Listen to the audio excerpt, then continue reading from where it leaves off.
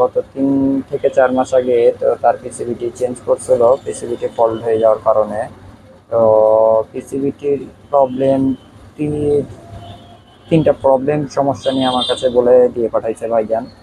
তো এই পিসিবিটির প্রথম প্রবলেম, এসি চেঞ্জ করতো না, মানে এসি লাইন প্রেজেন্ট করতো না। 2 নম্বর সমস্যা ছিল তার আউটপুট 100-র উপরে কখনো প্রেজেন্ট ছিল না। 3 নম্বর প্রবলেম, তার চার্জিং ফিউজ বারবার ড্যামেজ হয়ে যাচ্ছিল, বারবার কেটে যাচ্ছিল। আমার ব্যক্তিগত মতামত অনুযায়ী এই নাতাশা কোম্পানির এই ছোট পিসিবিগুলোর পারফরমেন্স খুবই খারাপ আমার কাছে মনে হয়েছে। আমি জানি না আপনাদের কাছে কি মনে হয়।